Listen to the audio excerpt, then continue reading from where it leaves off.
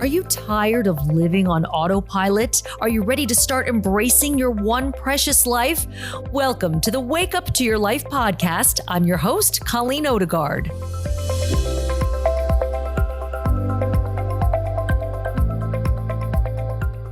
Hello there. Welcome to the show. Thank you so much for being here. Listen, if I had your home address, I would send you a handwritten thank you card for being a loyal listener. But I don't have your address, and I'm not going to ask you for it because that's weird. But I would like to send you a thank you card. This is my verbal thank you card to you. If this is your first time here, where you been? Where you been? I'm glad you found your way, though, to the spot. I'm really glad you're here. This is the place for you to be if you're tired of living your life on autopilot and you're ready to really wake up to your life. So today I'm talking about pushing through fear. The kind of fear that holds you back in some area of your life. There's the thing that you want to do, that thing. As I say it, I'm sure something comes to mind for you, something you feel called to do. But typically when it pops up in your mind or in your heart, you just push it back down. You push it back down because you feel fear, or you dismiss it as nonsense. You dismiss it as poppycock. Utter poppycock. Poppycock's a good word, don't you think? Utter poppycock. Now I can't stop talking like this. I've been watching Bridgerton. Have you? Oh my gosh, really? Have you watched Bridgerton? Goodness gracious. Goodness gracious. Where was I? Oh yeah, I was talking about fear. So you think about the thing you want to do. It pops up. You dismiss it as poppycock. And that thing could be a business you want to start, or a career change you're thinking about making, or a side hustle. Maybe you want to do some public speaking, even though we're not really doing public speaking in real life right now because of the pandemic, but you want to present on Zoom, or you want to show up more on social media, on video with posts. You want to write. So many of you want to write. And I know this because you send me DMs on Instagram. You want to write a book, or maybe you want to ask for a raise. Or you're looking to meet the one. You're single and you want to date. Although dating in a pandemic is difficult, I realize that. But you want to go out and you want to date. The thought of it, though, makes your stomach turn because it's so scary. You think you might be rejected. It might not go the way you want it to. That's the kind of fear that I'm talking about. The fear that keeps you small in your life and keeps you in your shadow life. Many of my coaching clients, this is my life coaching clients and my video coaching clients too. They want to do more, be more, have more, experience more, but they're just so scared to take the next step. Fear tells you all kind of lies. Fear lies to us. Fear tells us that everyone's going to judge us. Everyone's going to think I'm nuts if I quit my long-time television career to start a coaching business during a pandemic. Fear will tell you, which is what I did, by the way, in case you don't know that. Fear will tell you that your idea is crazy nutso, that it's never going to work. Fear tells you that you're going to tank when you give that presentation to your colleagues over Zoom. Fear is what tells you you're never going to meet a good man or woman. Here's what I want you to remember. When fear shows up, when fear presents itself, it doesn't mean to stop. You don't need to wait for fear to go away before you take action. It's normal. It is normal that when you decide to do something different in your life, show up different in your life, that fear is going to pop up. I have interviewed probably thousands of people over the span of my television career, which is almost 3 decades, and many successful people. I'm talking folks at the top of their game, from professional athletes, top performers in business, politicians, insert joke there, actors, and A-list actors. I've met a lot of really very successful people. And I was always curious about how they got there and what it's like once they're there. And I used to think that people like that didn't get insecure or that they didn't feel fear, that somehow they were a different breed of person. Somehow they had this special it factor, that they were always really self-assured, always kicking butt, that they just have this thing that I didn't have. That is always what I ascribe to those people who I saw as very successful. But I started asking many of these folks I interviewed, do you ever get scared of putting yourself out there when you take a chance? You say yes to a project that was kind of risky. And they all said yes. Of course they got scared. And as I say this, two people in particular come to mind for me. And I remember this because we had conversations that went on for a few minutes about this. And this was off camera. One of those people is Conan O'Brien, the very funny Conan O'Brien. And by the way, he is really every bit as nice and gracious and funny and smart and cool as you would think he is. Hopefully you're a fan of his. If you're not, you're missing out because he's so incredibly talented. And I talked to him. This was after we had done our interview. We were off camera and he and I were just chatting and we were talking about critics and dealing with critics. And he was telling me how he really cared what people thought, that it hurt his feelings to read anything bad anyone might have said about him. And I said, so you're not immune to that? Like you still care? He goes, oh my gosh. Yeah, I get scared all the time. I care very much what people think. And I remember thinking, golly, that's so interesting. Here he is on TV every night, wildly successful. And he was still fearful of what other people thought. And the other very successful person who comes to mind for me is Glennon Doyle. She is the New York Times bestselling author of the book Untamed and Love Warrior. And I've met Glennon a few times. I've interviewed her and chatted with her kind of at length off air. And I remember one time she was in Charlotte, North Carolina, where I live, and she was doing a talk. And me and Cammie and Nicole, two of my best friends, were going to hear her talk. And Glennon's sister gotten us tickets, and we were sitting at the table with Glennon. And I had already met her a few times at this point. And right before she was going on stage, I'm sitting right next to her, and Glennon said, "Oh my gosh, I'm so nervous. I'm sweating. Why do I do this to myself?" And I asked her, like, "You're scared?" And she said, "Yes, every time." And I thought, I never would have guessed it because she doesn't appear scared when she gets on stage and she's captivating, and the audience is eating out of the palm of her hand. And she just is so funny and so interesting. And I remember being shocked, like, wow, she's really worked up about this. So the point being that people feel fear, people you look up to and who are doing the thing you want to do, they feel fear too, and they do it anyway. I don't like the word fearless because you don't need to be fearless. You don't need to be without fear to speak up in a meeting or to ask someone out on a date or to start exploring a new career path. You can feel fear and take action anyway. Is it unpleasant to feel fear? Well, yeah. I mean, I would describe it as kind of an unpleasant feeling, for sure. But listen to me. We don't always have to feel great. It's not even reasonable to think that we're always going to feel great and positive and confident and self-assured. It's not even realistic. Learn to accept and sit with unpleasant emotions. They will not kill you. That you can feel fear and still be okay. Did you ever listen to the episode I did, Feel Your Feelings? I push this episode all the time. For some reason, that was one of my favorite episodes of this podcast. And I don't know, I liked it because I think it's really important. We have to be able to feel our feelings. And once you learn how to do this, I do think it gets easier. I walk my clients through this. We go through, okay, what's the fear? Usually when we break it down, it's fear of rejection, it's a fear of failure, or fear of what other people will think.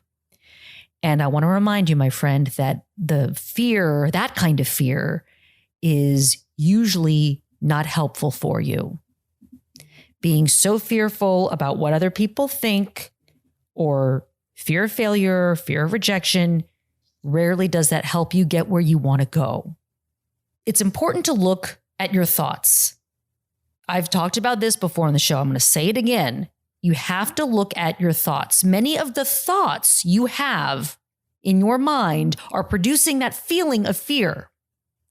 And many of those thoughts are irrational. And I know you might be saying, no, Colleen, this thought I'm having, you don't understand my circumstances. This thought is totally rational. This could absolutely happen. Okay, well, ask yourself, like, really, what's the likelihood that will happen? It will happen. Like, could you be wrong? Could you be making that up? A friend of mine started a new job recently, and she was having all kinds of fear about it. This is not a client. This is a friend of mine.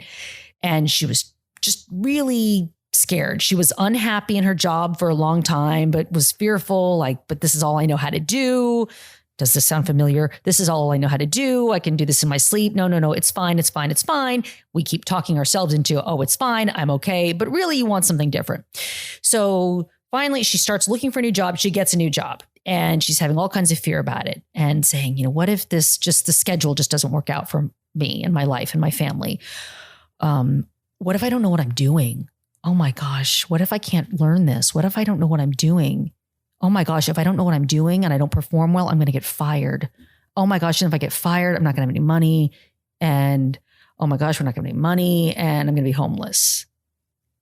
Like, whoa, what happened? Have you ever done that? When you just play the whole thing out and you're like, oh my gosh, like we're going to lose the house or whatever, right? So stop. And I had her look at do you really think that's what's going to happen? You think you can't figure this out? You don't think they're going to grant you some grace as you're learning this new position? Of course, it's going to be fine. So just remember to look at those thoughts that are causing the feelings of fear and really look at, is this thought rational? Is this really likely to happen? Stop waiting to feel so ultra confident before you take a step. You guys, you could be waiting forever and ever and ever. You think you're protecting yourself from pain by not taking a risk because we're afraid of risking rejection. But the truth is, not doing what you know you feel called to do is far more painful. Listen, I could still be sitting at that TV station doing that job that was not serving me anymore. And in turn, I wasn't serving it well. I mean, I've described before what I call the rot, when you feel like your soul is rotting. And listen, I ain't knocking my TV career. Not at all. I am 100% grateful to God for it. I know that it's because of my TV career that you probably even have listened to my podcast. For some of you, for those of you who know me from TV, a lot of you are listening all over the world, though, at this point, and I thank you for that. But I could still be sitting in that job that was really sucking my soul dry and wasn't for me anymore. And I did for a long time because I had fear. I was afraid to go in on my business and my idea of coaching. And I was afraid because I don't look like the other coaches on Instagram. I don't have a masterclass or a passive income stream or hair extensions or pictures of myself in a bikini on a beach talking about making $40,000 a month. That's not me. I can't do that. That's what all those coaches online are showing. I was so afraid. I was afraid of what you would think of me. So I kept waiting for that fear to go away, to get some sign of like, yes, now's the time. But then I remember what I told you that we heard from Conan and Glennon and so many other people. And yes, I'm going to use their first names like they're my friends. But all these people who are doing cool things, people who you admire, that the fear doesn't go away. A better approach is to accept it, make friends with it, allow for it to be there, and go for it anyway. Remember, it will feel uncomfortable. It's not super pleasant. I'm not kidding you when I tell you that I feel nauseous half the time. And I know you're probably thinking, well, then why do you even do this? Because I know I'm supposed to. I don't know everything about business. I'm learning things every day. But I know that I'm supposed to be coaching people. That I know. So when you experience fear, please remember these things. Do it afraid. Do the damn thing afraid. Take one tiny baby step toward the thing you want to do. One teeny tiny baby step. You can write down the thoughts you're having that are producing the feelings of fear in you. Write them down so you can see what they are, and then create some distance between you and those thoughts. Is this really likely what's going to happen? Get curious about those thoughts. Question them. Remember that fear is lying to you. For God has not given you a spirit of fear, but of power and love and sound mind. That's the truth. Come back to the present moment. Do you really want to reinforce these fearful thoughts that you have that keep you stuck in this shadow life? I know you long for something different. What is at stake if you don't go for it? I know it feels safe and cozy to not take chances and not risk rejection or failure, or your mother's opinion, or your friend's opinions, or your neighbor's opinions, or whomever those people are. But I know that if you don't go for the thing that you want to do, you will regret it. So take action even when you feel afraid. Okay? Remember, I promise you, I'm doing this with you.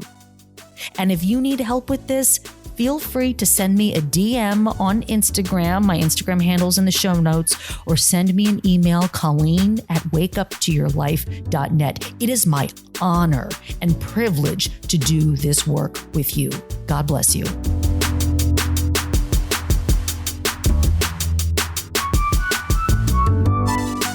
So, you've decided to sell your home and find the place of your dreams. Bobby Sisk from the Bobby Sisk Homes team at Nestlewood Realty takes the stress out of the process for you. Bobby will even handle staging your current home so it sells fast. He's got a warehouse full of furniture and accessories, and his team of professional designers will do their magic to stage your home. To work with Bobby, go to bobbysisk.com. That's SISK. It doesn't have to cost a fortune to make your home look great. Black Lion knows that. They want to make it easy for you to change the look of a room without spending a ton of money. Black Lion has home decorating items like artwork, lamps, pottery, wood signs, and other great accessories to suit your taste and budget. Go to blacklion.com or follow them on Instagram at Black Lion Stores. Okay, so I may not be on TV every day anymore, but I'm showing up on social media, on video. I'm a speaker. I'm doing some stuff on camera. So I care about not looking, like Tales from the Crypt. I want my skin to look good. And people keep telling me that my skin looks nice. And here's why. If you think it looks nice, let me tell you. I go to Carolina Age Management Institute in Huntersville, North Carolina. I see Dr. Stephen Giordano. We call him Dr. G for short. Dr. G and his entire team, they're so talented. I recently had a fractional laser treatment on the skin under my eyes because I was tired of looking tired, ready to wake up to my life. I use the products they tell me to use. My skin has never looked better. And I'm 50 years old, ladies and gentlemen. I'm 50 years old. So if you are in the Carolinas, in the Charlotte area, listen up. Carolina Age Management Institute is offering Wake Up to Your Life listeners 20% off any procedure when you use the coupon code Colleen. So go to CarolinaAgeManagement.com or call 704-997-6530. Again, use the coupon code Colleen. Save 20% off any procedure. You're welcome.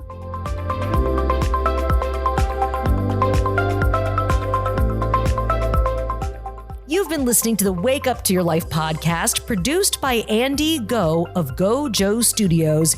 He's the best. I'm your host and executive producer, Colleen Odegaard. I'm a life coach and a video media coach. If you want to work with me, send me an email, colleen@wakeuptoyourlife.net. I have a few one-on-one life coaching sessions available right now, and I also have group coaching that is available right this minute. So send me an email, colleen@wakeuptoyourlife.net. And do me a solid, would you? If you like this podcast, please leave a rating and review. Doing so helps other people find this show. Again, thank you for listening.